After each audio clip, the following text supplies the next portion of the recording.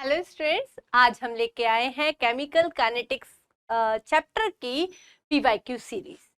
Student, ये chapter आपका बहुत सिंपल और काफी इंटरेस्टिंग चैप्टर है, लेकिन फिर भी आपको इससे ये हेल्प मिलेगी कि कहाँ से क्वेश्चन पूछे जाते हैं, किस पॉइंट पर आपको, किस टॉपिक पर आपको फोकस करना है।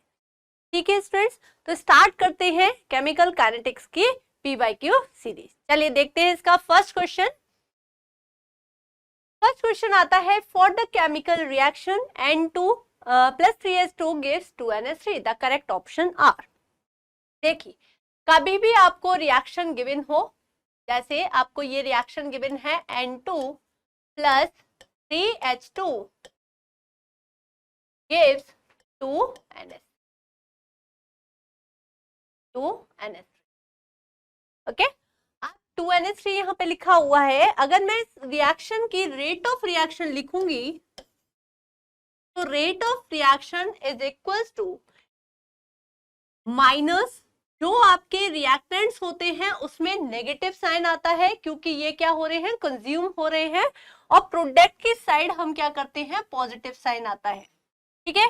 दूसरी बात, जो भी यहाँ पे रिएक्शन कोएफिशिएंट दे रखे हैं, ठीक है, जो आपको नॉट रिएक्शन कोएफिशिएंट, यहाँ पे जो स्टोइकियोमेट्रिक कोएफिशिएंट गिवन है उसे अपॉन में ले लेते हैं। तो यहाँ पर आपका 1 है तो 1 को लिखो या ना लिखो कोई दिक्कत नहीं है, और D change in concentration upon dt। N2 का रेट, N2 से रेट ऑफ रिएक्शन इस तरह से निकलेगी, is equals to -1/3 dH2 upon dt is equals to +1/2, क्योंकि ये क्या है, प्रोडक्ट की साइड है 2, तो यहाँ पे क्या आ जाएगा, DNH3 अपॉन dt। तो आपसे पूछा गया है कि कौन सा करेक्ट है, 3DS2, नो, जो 3 है वो नीचे आएगा तो ये गलत है। -1/3 DS2/dt, यस आपको ये दिख रहा है। सेकेंड है -1/2, अगर यहाँ पे माइनस नहीं होता प्लस होता तो ये भी करेक्ट हो जाता, मतलब this is wrong, this is also wrong. अब ये देखते हैं -dN2/dt, यस ये रहा। और दूसरा है 2, नो, जो 2 होगा वो नीचे होगा।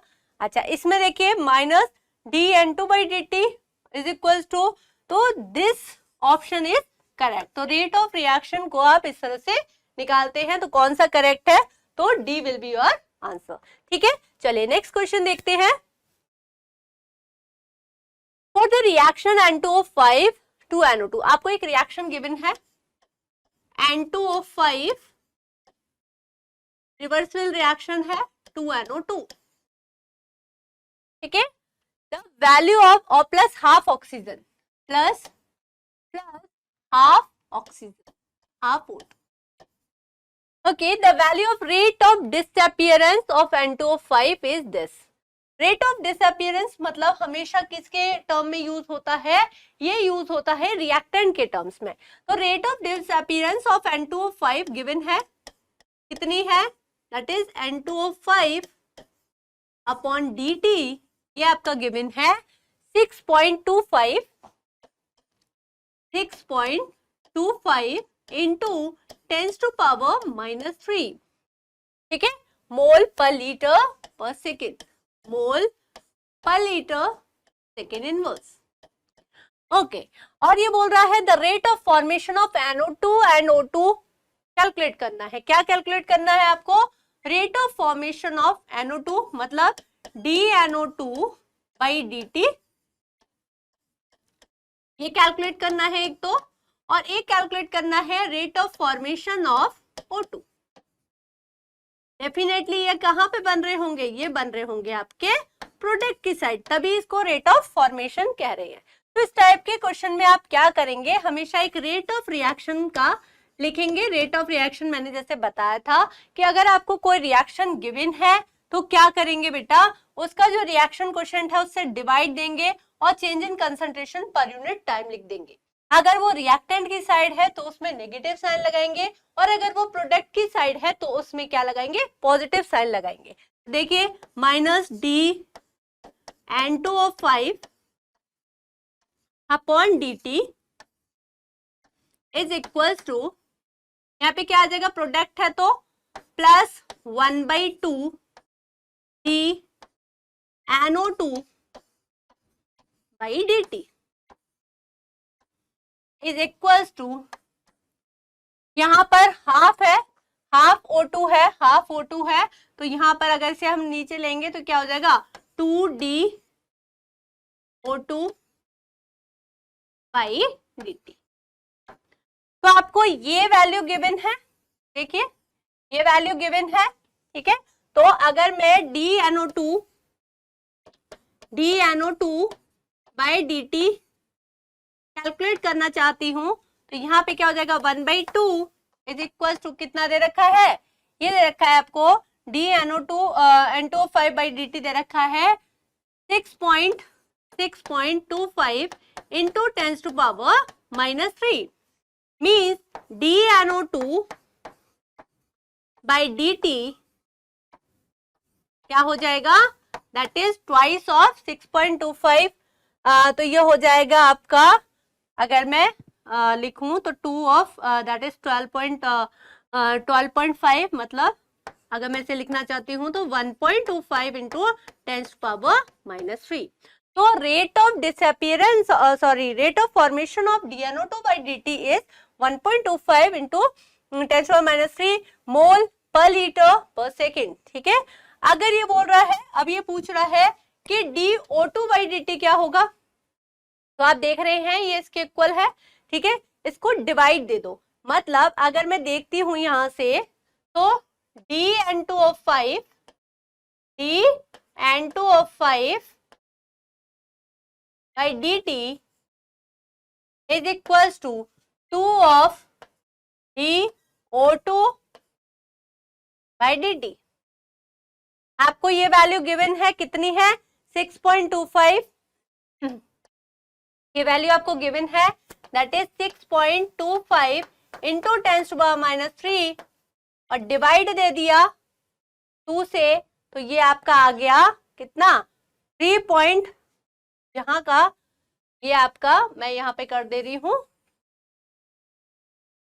देखिए तो क्या हो गया, मतलब इसको आपने इसके इक्वल रख दिया, आप ऐसे समझ लीजिए, एक सेकेंड, आपने इसको यहां से ये कर लिया और तो आपका ये हो गया DO2 by dt is equal to 6.25 into 10⁻³ by 2, मतलब आंसर आ गया आपका 3.125 इंटू 10⁻³ मोल पर लीटर पर सेकेंड, ठीक है। तो कभी भी आपसे पूछा जाए तो आप सबसे पहले रेट ऑफ रिएक्शन नोट कर लीजिए, रेट ऑफ रिएक्शन लिख लीजिए, उससे फिर आपको हेल्प मिल जाएगी, ठीक है।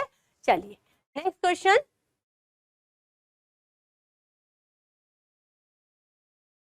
For the reaction 2A plus B gives 3C plus D, ठीक है। आपको रिएक्शन गिवन है बेटा 2A plus B gives 3C plus D, तो इसके लिए सबसे पहले आप लिख लीजिए रेट ऑफ रिएक्शन। तो रेट ऑफ रिएक्शन के लिए क्या करना होगा, that is -1/2 dA by dt is equal to -dB by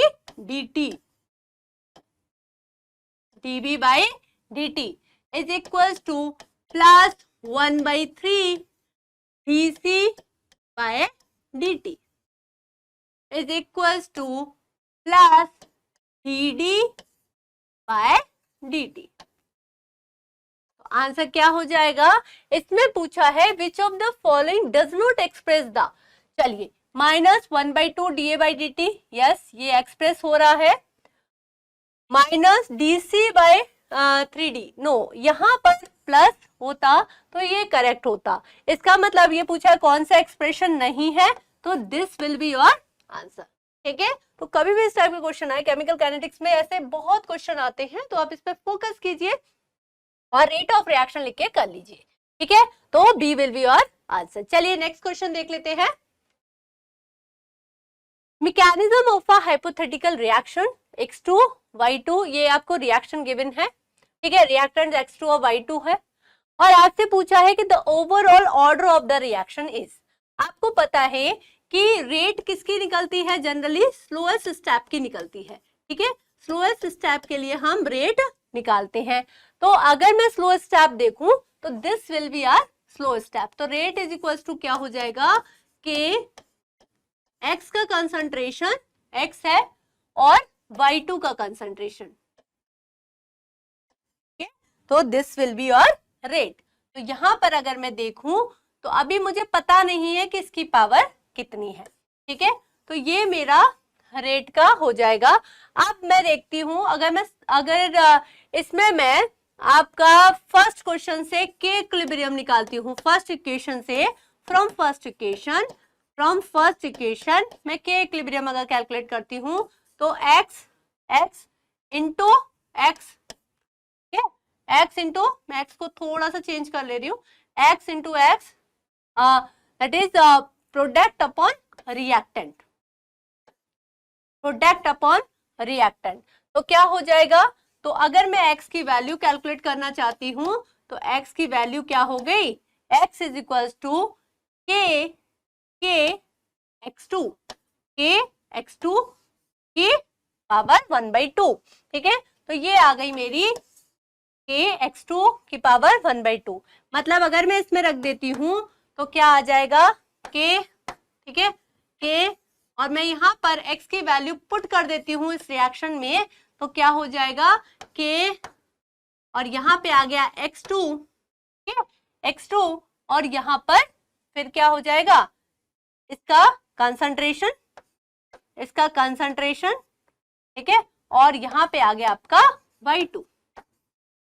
तो इसकी पावर कितनी आ रही है, x2 की पावर कितनी आ रही है, x2 की पावर आ रही है 1/2, ठीक है। तो ये आ रही है आपकी, मतलब ये आ गई आपकी कि x2 की पावर 1/2, ठीक है, और y2 की पावर 1, ठीक है। तो ओवरऑल ऑर्डर क्या हो गया, तो हमारा ओवरऑल ऑर्डर हो गया, दैट इज ओवरऑल ऑर्डर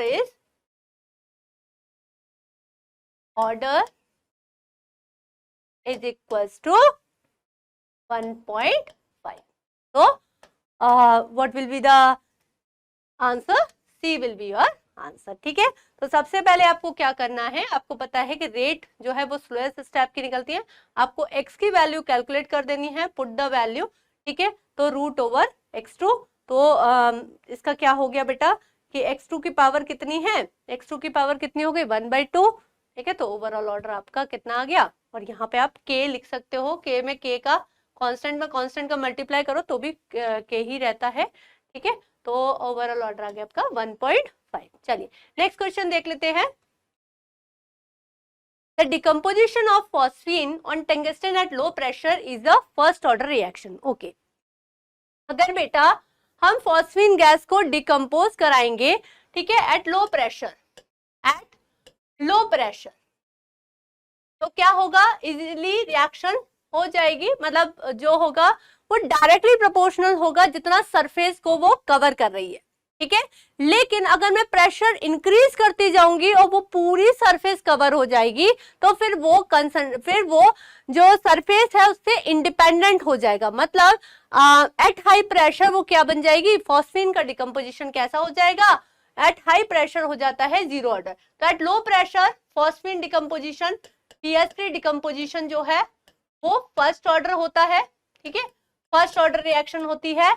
और अगर एट हाई प्रेशर क्या होता है, सारा जो सरफेस है वो कवर हो जाएगी हाई प्रेशर पर, तो रिएक्शन है वो इंडिपेंडेंट हो जाती है सरफेस, क्योंकि पूरी सरफेस आपकी कवर हो जाती है, तो दैट इज ये हो जाएगी जीरो ऑर्डर, ठीक है। तो यही पूछ रहा है कि eight low pressure is a first order reaction, it is because that rate is proportional to the surface coverage।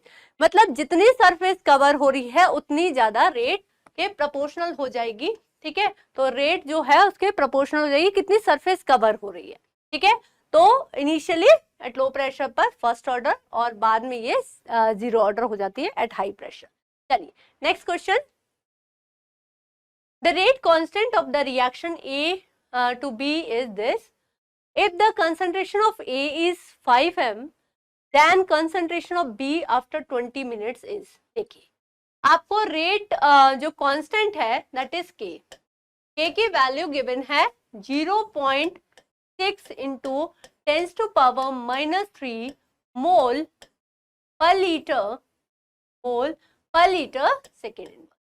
तो आप इसको देख के ये तो बता पा रहे हैं अगर रेट कांस्टेंट की जो यूनिट है वो ये है, मतलब तो ये हो गई zero order reaction, zero order reaction.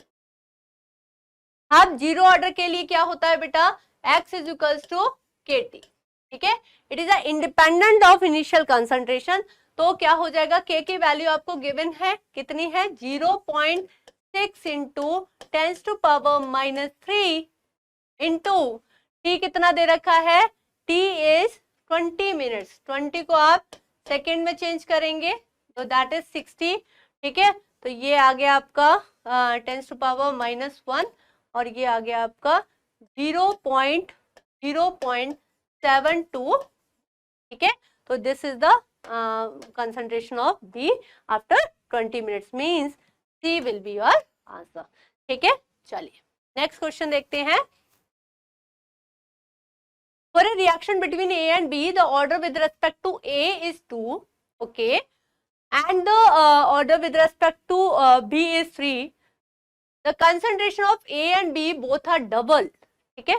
चलिए तो क्या होता है, तो increase by a factor of, मतलब पहली जो रेट है R1 is equal to K concentration with respect to A कितना है, विद रेस्पेक्ट टू A है 2, ठीक है, और बोल रहा है and the order with respect to B is 3 और B के रेस्पेक्ट में कितना है 3, ठीक है। अब क्या बोल रहा है कि रेट में क्या फर्क पड़ेगा अगर क्या कर दें, अगर दोनों का कंसंट्रेशन डबल कर दें, मतलब इसकी वैल्यू भी आपने 2A कर दी, ठीक है, और इसकी वैल्यू भी क्या कर दी 2B कर दी, ठीक है। तो क्या होगा, तो यहां पर आपका आ गया K और यहां से आ गया 4 और यहां से आ गया 8, ठीक है, और ये आ गया आपका A का स्क्वायर और ये आ गया B का क्यूब, ठीक है, और ये आ गया R2। अगर हम देखें तो ये क्या है, ये वैल्यू क्या है K A स्क्वायर और B cube, this is R1, तो कितना हो गया R2 is equal to 32 times of R1, ठीक है। आप इस तरह से भी कर सकते हैं, नहीं तो आप डिवाइड करके भी कर सकते हैं, जो कैंसिल आउट हो कैंसिल आउट कर दीजिए, ठीक है। तो 32 टाइम्स जो है वो इंक्रीज हो जाएगी rate, means C will be your answer, ठीक है। तो रेट वाले क्वेश्चन आप इस तरह से बना लीजिए, इक्वेशन डिवाइड करके भी कर सकते हैं, ऐसे डायरेक्ट भी कर सकते हैं। चलिए नेक्स्ट क्वेश्चन देखते हैं, which one of the following statements for the order of reaction is incorrect, ठीक है। ऑर्डर ऑफ रिएक्शन के लिए क्या जो है वो इनकरेक्ट है। देखिए पहली बात, ऑर्डर कभी भी आप रिएक्शन को देखकर नहीं निकाल सकते, ये आपका एक्सपेरिमेंटल होता है। ऑर्डर की वैल्यू 0 भी हो सकती है, फ्रैक्शन भी हो सकती है, नेगेटिव भी हो सकती है, ठीक है। और आपका ऑर्डर जो है वो स्टोइकियोमेट्रिक कोएफिशिएंट से इंडिपेंडेंट होता है, हो सकता है वो उस पर हो सकता है वही वैल्यू हो जो स्टोइकियोमेट्रिक कोएफिशिएंट की है, लेकिन हो सकता है वो अलग भी हो, ठीक है। तो उससे भी तो order can be determined only experimentally, yes this is correct. आपसे इनकरेक्ट पूछा है, order is not influenced by stoichiometric coefficient, ये भी करेक्ट है, ये भी करेक्ट है। Order of reaction is the sum of the power of concentration terms reactant, yes. अगर आपकी कोई रेट है और वो गिवन है और इसमें जो ऑर्डर है, ठीक है, सपोज A के रेस्पेक्ट में x है और B के रेस्पेक्ट में y है, तो ऑर्डर क्या होगा x प्लस y हो जाएगा, ठीक है। तो मतलब सम होता है power of the concentration terms express the rate of reaction. Order of reaction is always whole number, no this is wrong, क्योंकि ऑर्डर आपका फ्रैक्शन भी हो सकता है, जीरो भी हो सकता है, नेगेटिव भी हो सकता है। आपसे इनकरेक्ट ही पूछा है, means D will be your answer, ठीक है। चलिए नेक्स्ट क्वेश्चन देखते हैं। The unit of rate constant for a reaction, for a zero order reaction is, देखिए कभी भी रेट कांस्टेंट की यूनिट निकालनी हो आपको तो दैट इज कंसंट्रेशन, कंसंट्रेशन की पावर 1 माइनस एन, ठीक है। तो फॉर जीरो ऑर्डर के लिए क्या हो जाएगा, अगर मेरे से पूछा है zero order where N is order of reaction, तो एन की वैल्यू अगर जीरो है तो अगर मैं कंसंट्रेशन की यूनिट क्या होती है, मोल पर लीटर, ठीक है, सॉरी मोल पर लीटर, ये कंसंट्रेशन की पावर 1 माइनस एन और सेकेंड इनवर्स, ये होती है पूरी रेट कांस्टेंट की जो मतलब यूनिट, ठीक है। तो मोल पर लीटर 1 माइनस जीरो और सेकेंड इनवर्स, सेकेंड इनवर्स, तो यहाँ पे आ गया, तो आ गया मोल लीटर इनवर्स और सेकेंड इनवर्स, ये यूनिट हो जाएगी। Mole litre inverse second inverse, that is a will be your answer. अगर 1 की पूछता तो 1 माइनस 1 ये जीरो हो जाती, तो आपकी आती केवल सेकेंड इनवर्स, ठीक है। तो फॉर फर्स्ट ऑर्डर के लिए केवल सेकेंड ऑर्डर होती है और जीरो ऑर्डर के लिए मोल पर लीटर सेकेंड इनवर्स हो जाती है, ठीक है। चलिए नेक्स्ट क्वेश्चन देख लेते हैं। ये आपको एक टेबल वाले क्वेश्चंस काफी आते हैं और ये काफी इजी भी होते हैं। देखिए क्या करेंगे आप, इसमें देखिए इसका सपोज आपने ये मान लिया कि रेट जो है, rate is equal to K A to the power X और B to the power Y, ठीक है। अब मैंने इसको मान लिया this is my first equation, this is my second equation, this is my third equation and this is my fourth equation. देखिए मेरे लिए अभी बी का मैं ये देखूंगी कि दोनों सेम कौन से हैं और फिर मैं ए के लिए देखूंगी कि सेम कौन से हैं। तो जैसे मैं बी के उसमें देख पा रही हूँ कि 1 और फोर्थ जो है वो सेम बी का कंसंट्रेशन है, ठीक है।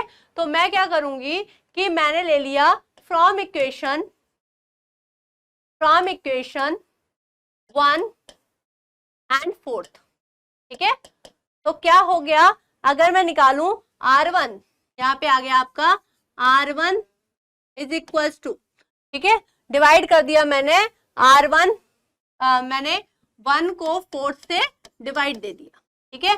तो क्या होगा, तो R1 is equal to A to the power, यहाँ पे मैंने ले लिया k, यहाँ पर हो गया आपका ए टू द पावर, ए का कंसंट्रेशन कितना है 1 में 0.1, ठीक है। तो 0.1 और इसकी पावर हो गई आपकी क्या x, ठीक है।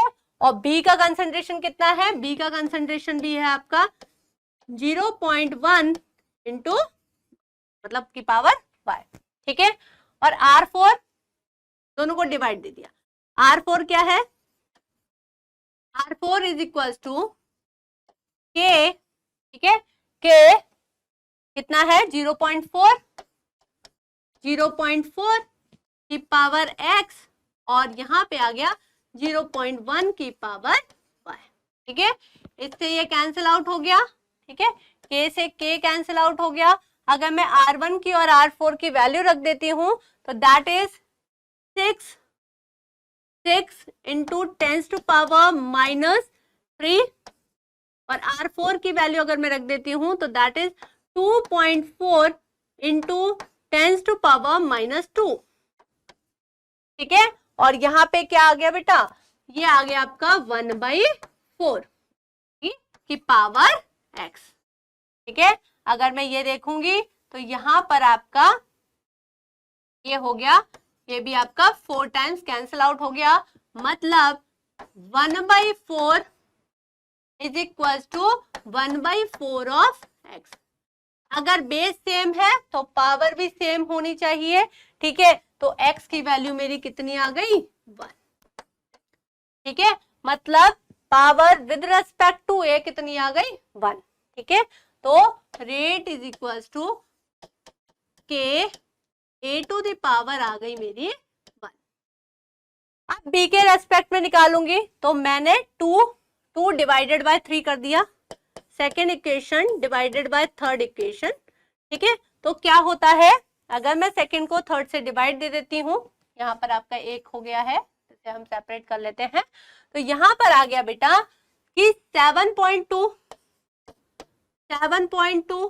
इंटू 10⁻⁻2, ठीक है, रेट R2/R3, ठीक है, R2/R3 कर रही हूं मैं, 2.88 इंटू 10⁻⁻1 इज इक्वल टू के जो है K a to the power, a की पावर कितनी है, दिस इज अब आपने क्या करना है, a को सेम रख लिया, ठीक है, a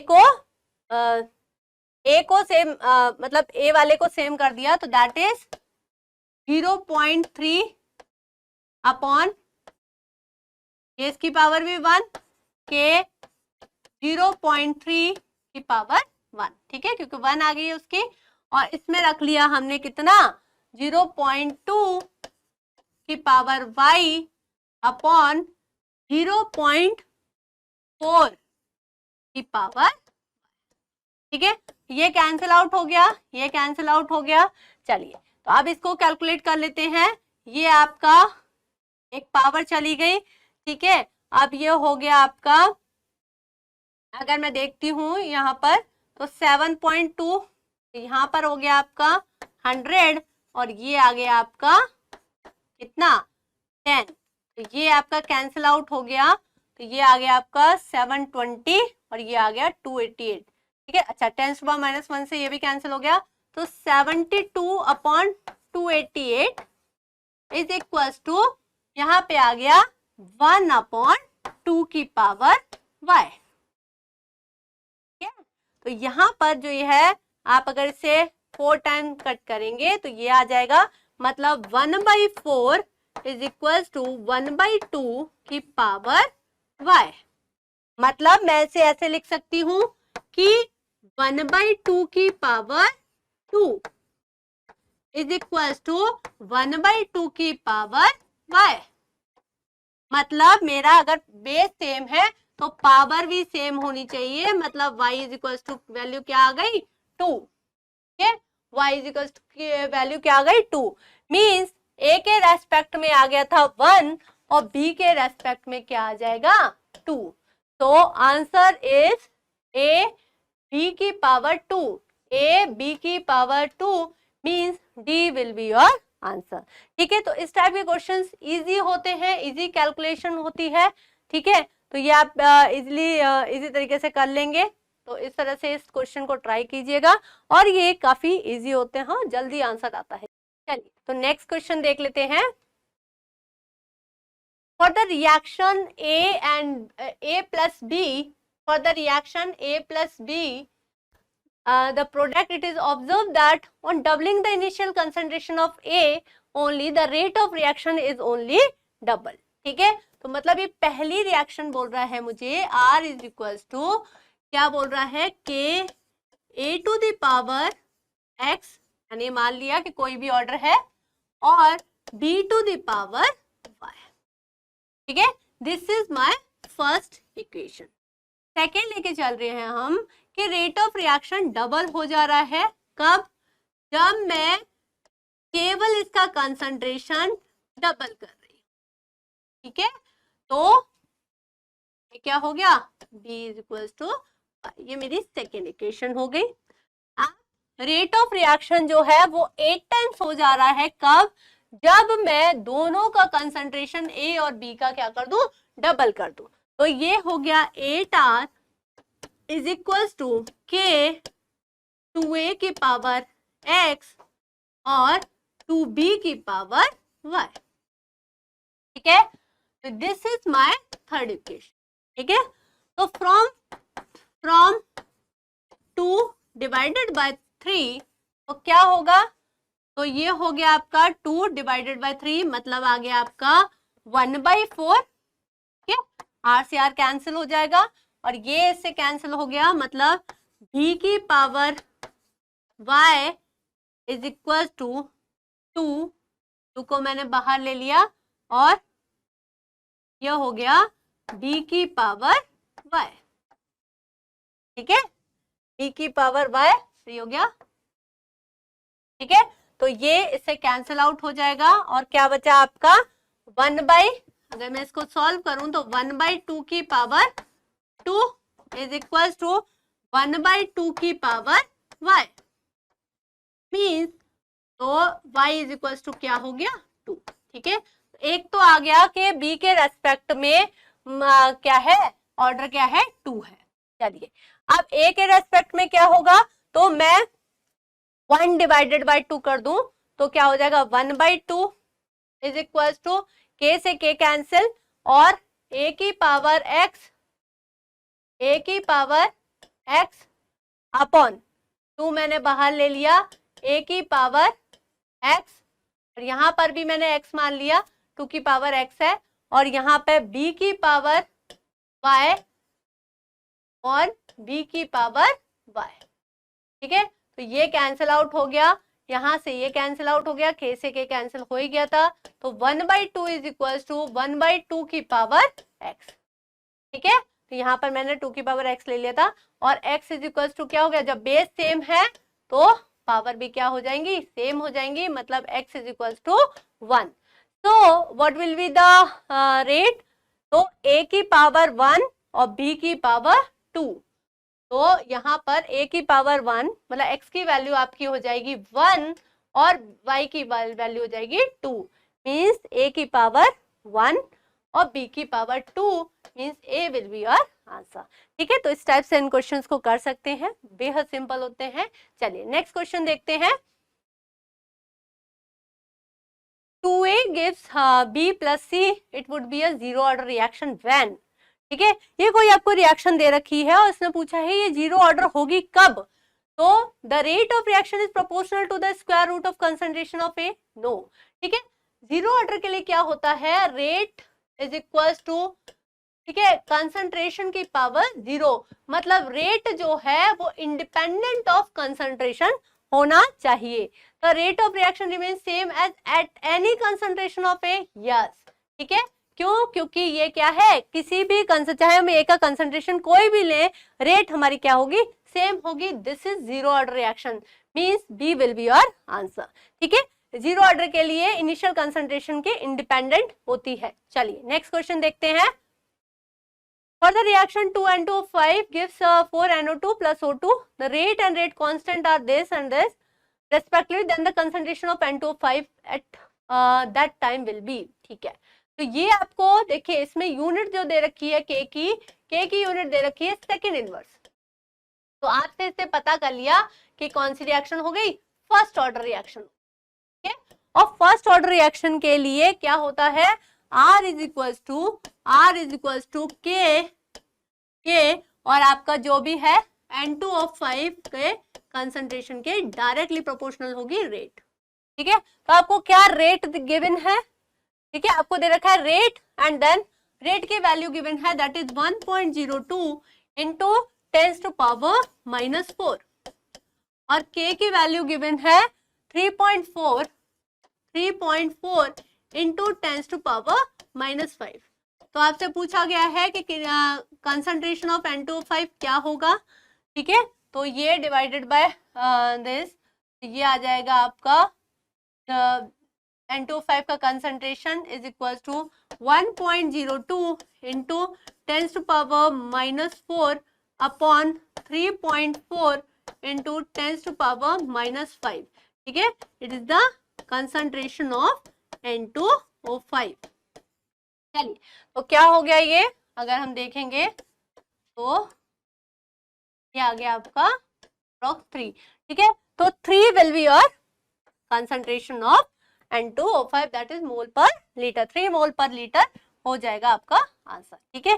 so B will be your answer. चलिए नेक्स्ट क्वेश्चन देख लेते हैं। ये आपका एक ग्राफ गिवन है, ठीक है, तो बोला y और x, तो आपको पता है ऐसा ग्राफ और किसके लिए, ये जीरो ऑर्डर के लिए और फर्स्ट ऑर्डर रिएक्शन के लिए।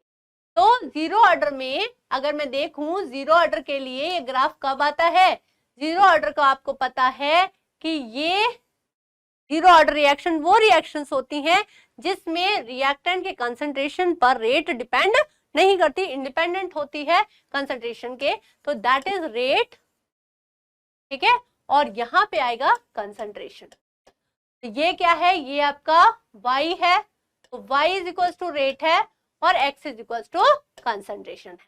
चलिए अगर मैं देखूं बेटा फर्स्ट ऑर्डर के लिए, तो फर्स्ट ऑर्डर के लिए भी आपको ऐसा ग्राफ मिलता है, लेकिन वो किसमें मिलता है, आपको पता है फर्स्ट ऑर्डर रिएक्शन जो टी हाफ होता है वो इंडिपेंडेंट होता है इनिशियल कंसंट्रेशन के, मतलब टी हाफ का ग्राफ इस तरह से आता है, ठीक है। तो दिस इज कंसंट्रेशन और ये क्या हो गया x और यहाँ पर y, ठीक है। तो अगर मैं पहला देखूं zero order y is equal to concentration, no, ठीक है, y इज इक्वल टू क्या है, रेट है, तो जीरो ऑर्डर के लिए y is equal to rate, yes, and x is equal to concentration, बिल्कुल करेक्ट।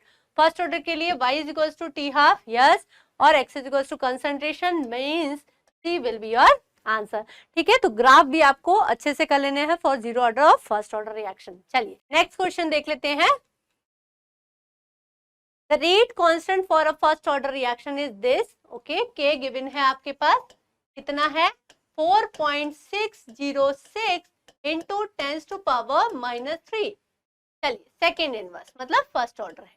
चलिए अगर टाइम पूछा है तो time is equal to 2.303 upon K log base 10 A naught का कंसंट्रेशन अपॉन एटी का कंसंट्रेशन, ठीक है।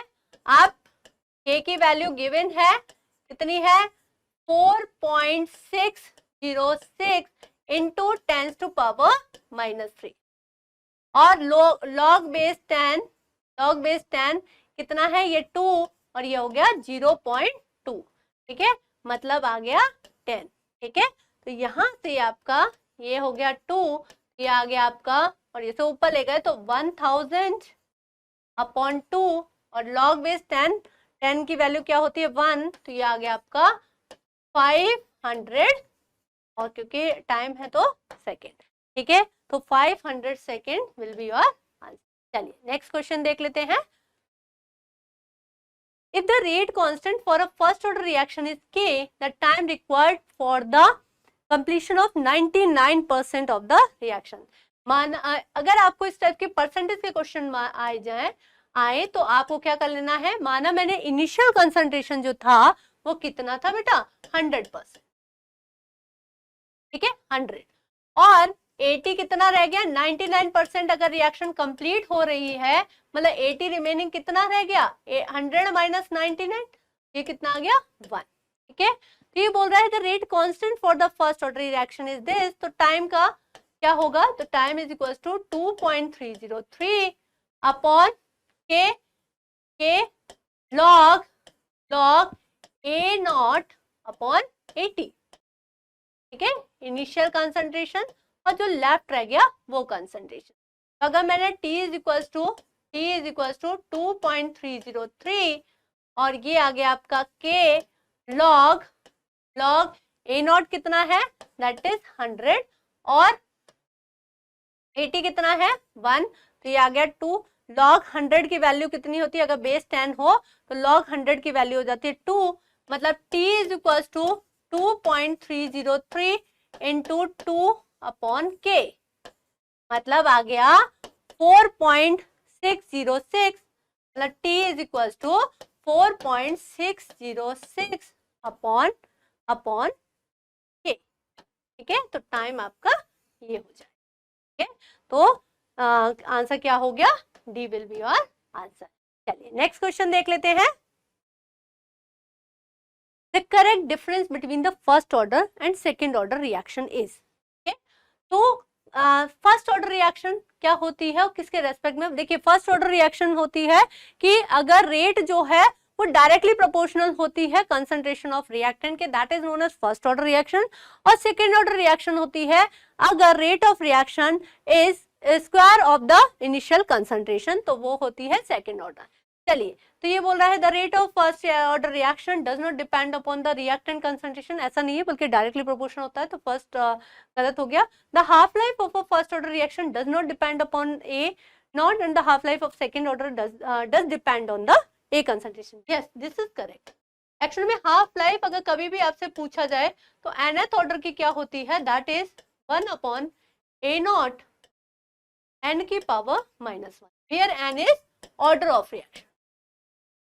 तो अगर मैंने ऑर्डर ऑफ रिएक्शन 1 रख दिया, इफ n की वैल्यू मैंने 1 रखी तो क्या हो गया, ये हो गया आपका 1 1 A0 की पावर आ गई क्या 0, मतलब T half is independent of A. ठीक है, for first order, for first order के लिए टी हाफ क्या हो गया, इंडिपेंडेंट हो गया, independent of A0, initial concentration के इंडिपेंडेंट हो गया. अगर मैं n इज इक्वल टू 2 रख दूं, n इज इक्वल टू यहाँ पे 2 रख दूं, तो टी हाफ जो होगा that is inversely proportional to the A0 की पावर कितनी आ जाएगी 1, मतलब inversely proportional to the A0 concentration. Means उस पर डिपेंड कर रहा है लेकिन इनवर्स होता है, मींस यही करेक्ट ऑप्शन है. ठीक है, तो हाफ लाइफ जो है फर्स्ट ऑर्डर की रिएक्शन की वो डिपेंड नहीं करती इनिशियल कंसंट्रेशन पर, जबकि सेकंड ऑर्डर के लिए हाफ लाइफ जो है वो डिपेंड करती है इनिशियल कंसंट्रेशन पर और इनवर्सली प्रोपोर्शनल होती है. ठीक है, अगर वहीं पर जीरो ऑर्डर पूछा था तो 0 - 1 और ये हो जाता तो डायरेक्टली प्रोपोर्शनल आ जाती. ठीक है, तो इस फॉर्मूले को आप याद कर लीजिए. ठीक है, nth के लिए आप किसी के लिए भी निकाल सकते हैं वैल्यू. ठीक है, so B will be your answer. चलिए नेक्स्ट क्वेश्चन देखते हैं.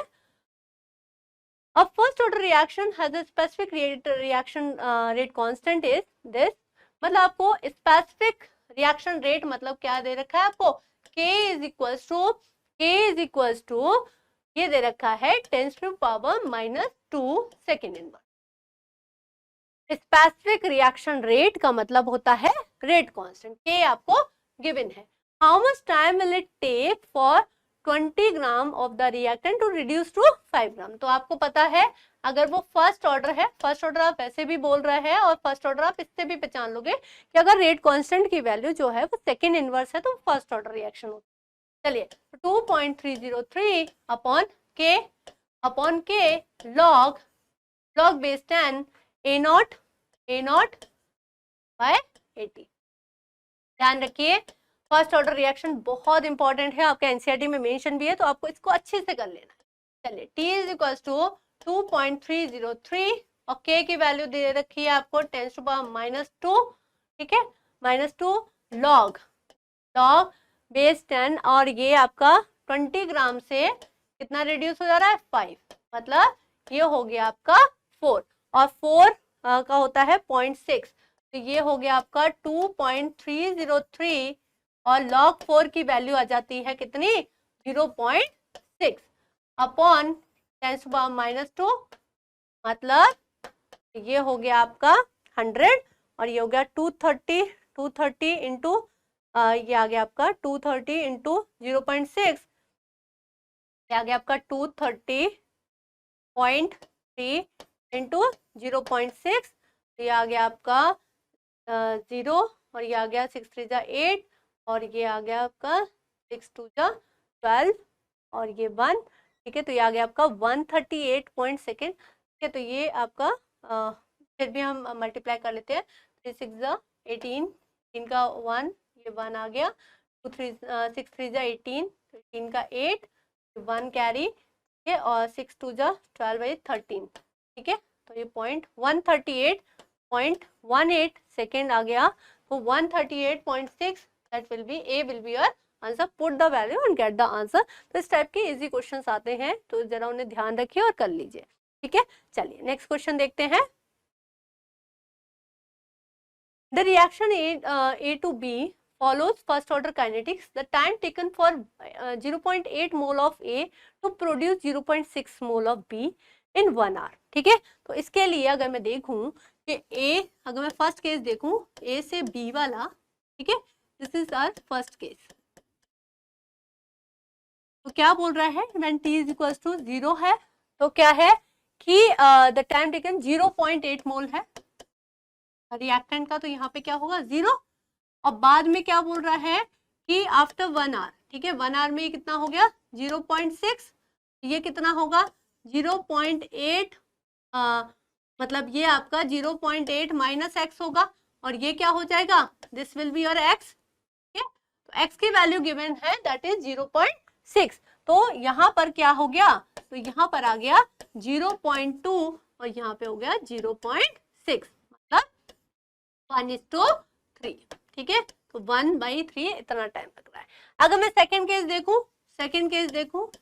सेकंड केस क्या हो रहा है, ए से बी कन्वर्ट हो रहा है और कितना बोल रहा है, इनिशियली ले रहा है ये 0.9 मोल, ये क्या हो गया 0, और आफ्टर टाइम टी, मतलब टी में इसको क्या हो रहा है, कितने मोल प्रोड्यूस कर रहा है। तो अगर मैं देखूं at time T 0.9 minus X is equal, और यहाँ पे क्या हो गया x, और x की वैल्यू गिवन है दैट इज कितना हो रहा है 0.975। तो यहाँ पर कितना हो गया 0.675, सॉरी 0.675, यहाँ पर हो गया आपका 0.675।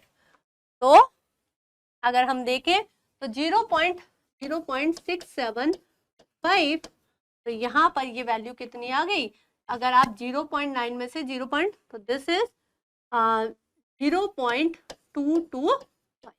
ठीक है, तो 0.225, तो ये आ गया आपका, मतलब ये भी कितना हो गया, दिस इज ऑल्सो 1:3। ठीक है, तो उतना ही हो रहा है, इसका मतलब सेम टाइम लगेगा। तो time is independent of concentration. ठीक है, तो ये इसका टाइम भी कितना हो गया, इसका टाइम भी कितना हो गया, दैट इज 1 आवर। ठीक है, तो what is the answer, A will be your answer. ठीक है, तो इस तरह से ये आप कर सकते हैं। चलिए नेक्स्ट क्वेश्चन देखते हैं। ये आपको डिफरेंट ग्राफ्स दे रखे हैं पोटेंशियल एनर्जी और रिएक्शन प्रोग्रेस के। चलिए, for a reaction A to B enthalpy of reaction is -4.2 kilo joule per mole. देखिए डेल्टा एच जो है वो क्या होता है, प्रोडक्ट माइनस रिएक्टेंट। ठीक है, प्रोडक्ट की एनर्जी माइनस रिएक्टेंट की एनर्जी। तो ध्यान रखिए, अगर रिएक्शन एक्सोथर्मिक है, मतलब if delta H is negative, मतलब क्या होगा कि एच आर की वैल्यू, ठीक है, हीट ऑफ रिएक्शन जो है, रिएक्टेंट जो है वो एच पी से ज्यादा होगी। ठीक है, और अगर डेल्टा एच जो है वो पॉजिटिव है तो क्या होगा, H P is greater than H R. मतलब आपका इसमें अगर देखें तो एच आर जो है वो ज्यादा होना चाहिए पी से। इसमें किसमें कौन ज्यादा है, इस वाले ग्राफ में एच पी ज्यादा है एच आर से। तो ये तो आपकी, क्योंकि ये जो दिखा रही है value, this value indicates that the reaction is exothermic in nature. ठीक है, अच्छा यहाँ पर भी देखें H P is greater than H R, और एक्सोथर्मिक के लिए क्या होना चाहिए, H R is greater than. तो यहाँ पर क्या है, दिस इज, ये आपको देख रहे हो कि ये रिएक्टेंट की एनर्जी ज्यादा है प्रोडक्ट से, तो यहाँ पर आपका H R is greater than H P. यहाँ पे देखें फिर से एच पी और एच आर लगभग एक दूसरे के इक्वल हैं, तो ये भी नहीं होगा। ठीक है, तो आंसर क्या हो गया, सी। चलिए ठीक है, तो इस टाइप से ऐसे क्वेश्चन करने हैं, ग्राफ देख के घबराना नहीं है बिल्कुल भी। चलिए नेक्स्ट क्वेश्चन देखते हैं। The slope of the Arrhenius plot K ln K versus ln T of a first order reaction is this। ठीक है, तो आपको पता होना चाहिए कि Arrhenius इक्वेशन होती है K is equals to a to the power minus EA by RT। तो अगर ये जो आपका ग्राफ है वो किस में है, ये बोल रहा है, तो the slope of the graph is this। ठीक है, तो ln K versus T है, मतलब तो मेरे को यहाँ पे ln K लेना पड़ेगा और यहाँ पर ln A minus EA by RT। तो अगर मैं ग्राफ देखूं तो ग्राफ मेरा क्या आएगा, ठीक है, तो दिस इज माय, ये मेरा क्या हो गया x और ये क्या हो गया मेरा y। तो दिस इज y, ठीक है, इज इक्वल्स टू, ये हो गया मेरा माइनस ए बाई आर, ये क्या हो गया मेरा स्लोप मतलब m, और ये हो गया x और ये क्या हो गया मेरा c, that is the intercept. Okay, तो ये हो गया मेरा नेगेटिव स्लोप। इस तरह से ग्राफ होगा ln k versus 1/t, ln k versus 1/t। तो मेरा स्लोप क्या हो गया, स्लोप हो गया माइनस EA बाई R। ठीक है, तो ये मेरे को दे रखा है और ये की वैल्यू मेरे से कैलकुलेट करने को बोली है। तो क्या हो गया, अगर मेरी minus EA by R slope की वैल्यू गिवन है, that is 5 into 10 to power 3। ठीक है, 5 इंटू 10 टू पावर 3। तो यहाँ पर अगर मैं EA माइनस 5 इंटू, तो ये माइनस से माइनस कैंसिल हो गया, और यहाँ पर EA is equal to 5 into 10 to power 3 into R, और मैंने R की वैल्यू रख दी। ठीक है, दैट इज अगर किलो जूल में है तो कितना हो गया 8.314। ठीक है, तो 5 इंटू 10 टू पावर 3 इंटू 8.314 मतलब ये हो गया 40, मतलब 41। ठीक है, क्योंकि 8.3 है तो 41 मान लीजिए, तो this is 41 kilo joule per मोल। ठीक है, तो 41 kilo joule per mole will be your answer. तो ग्राफ भी आपको Arrhenius equation very very important for NEET purpose. ठीक है, इसका ग्राफ, इसके क्वेश्चंस, इसका जो दो रेट कांस्टेंट के होते हैं उन्हें अच्छे से कर लीजिए। नेक्स्ट क्वेश्चन देख लेते हैं। log for a reaction activation energy is this, the rate constant is this, the rate constant at 400 Kelvin will be।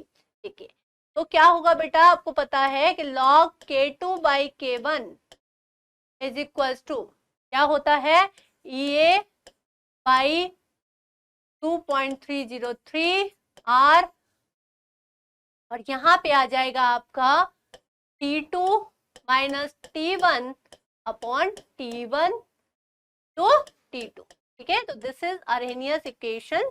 अब यहाँ पे बोल रहा है for a reaction activation energy is 0, मतलब ये पूरा टर्म क्या हो गया, अगर एक्टिवेशन एनर्जी 0 है तो ये पूरा टर्म 0 हो गया, that is log of K2।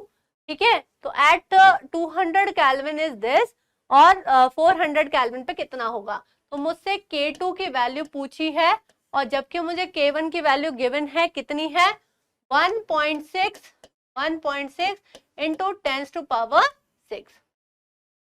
ठीक है, तो ये हो गया मेरा तो अगर मैं देखूं तो K2 1.6 into 10 to power 6 is equal to anti log of 0, anti log of 0, that is कितना हो जाता है, एंटी लॉग ऑफ 0 इज 1।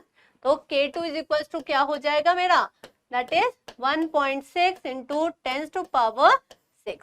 ठीक है, तो एक बात ध्यान, वैसे भी आपको इसे सॉल्व करने की जरूरत नहीं थी। अगर ये टर्म 0 है मतलब log K2 बाई K1 क्या रहा होगा, 1 रहा होगा।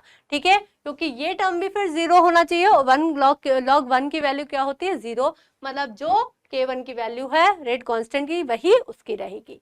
ठीक है, तो इस टाइप से आप क्वेश्चन भी कर सकते हैं। ठीक है, चलिए नेक्स्ट क्वेश्चन देखते हैं। The activation energy of a reaction can be determined from the slope which of the following graph।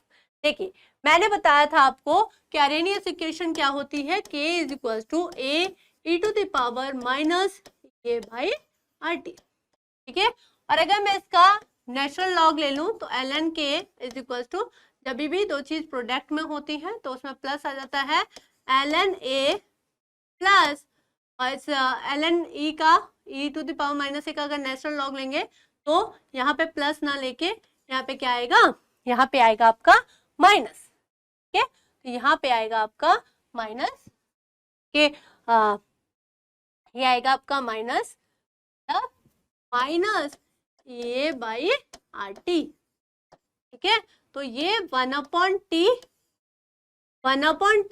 और ln K के बीच में ग्राफ होता है अरेनियस का, जैसे हम डिस्कस कर चुके हैं। ठीक है, ln K और 1/T के बीच में ग्राफ होता है, और ये नेगेटिव स्लोप है। जो स्लोप क्या होता है इसमें, स्लोप होता है minus EA by R।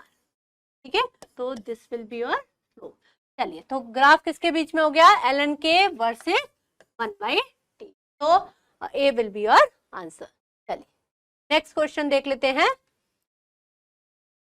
In a zero order reaction, for every 10 degrees centigrade rise of temperature, the rate of reaction is double.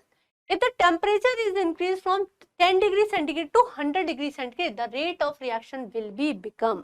ठीक है, तो इसे बोलते हैं टेम्परेचर कोफिशिएंट, कि हर 10 डिग्री राइज करने पर टेम्परेचर जो रेट ऑफ रिएक्शन है वो डबल हो जाती है। ठीक है, तो R2 upon R1 is equal to 2 to the power delta T upon T1। ठीक है, तो R2 अपॉन R1 हमारा जो रेट है वो कितनी हो जाएगी, that is R2 upon R1, और डेल्टा टी हमारा कितना दे रखा है, कितने से कितना, दैट इज 100 से 10, मतलब ये हो गया आपका 90 डिग्री सेंटीग्रेड। ठीक है, तो 2 to the पावर 90, और T1 हमारा कितना है, दैट इज 10।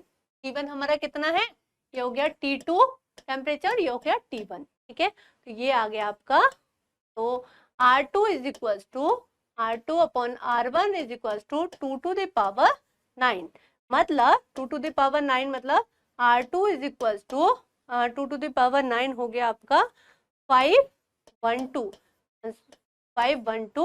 जो है 512। ठीक है, तो 512 R1। ठीक है, तो ये हो गया आपका कि रेट कितने टाइम्स हो जाएगी, that is the 512 times of initial R1 के वो 512 टाइम्स हो जाएगी। ठीक है, R2 is equal to 512 R1। ठीक है, तरह से ये हो गया आपका बी आंसर। चलिए नेक्स्ट क्वेश्चन देखते हैं। Activation energy of a chemical reaction can be determined by, देखिए एक्टिवेशन एनर्जी कैसे डिटरमाइन की जाती है, evaluating the rate constant eight 2 different temperature. Yes, मैंने आपको बताया था, अभी फॉर्मूला लिखा था कि log K2 by K1 is equal to EA upon 2.303 R T2 minus T1 upon T1 T2। तो ये आपका हो गया कि रेट कांस्टेंट की वैल्यू अगर हम 2 डिफरेंट टेम्परेचर पर कैलकुलेट करते हैं तो हम क्या कर लेंगे, एक्टिवेशन एनर्जी को कैलकुलेट कर लेंगे। Thank you students. तो इस तरह से आपके 25 questions from chemical kinetics complete होते हैं। होपफुली आप लोग अच्छे से करेंगे इस चैप्टर को, ये काफ़ी इजी और आपका टू द पॉइंट चैप्टर है। ठीक है, तो इसमें आप देख लीजिए रेट, ऑर्डर, इस टाइप के क्वेश्चंस पूछे जाते हैं। Thank you student, thanks a lot.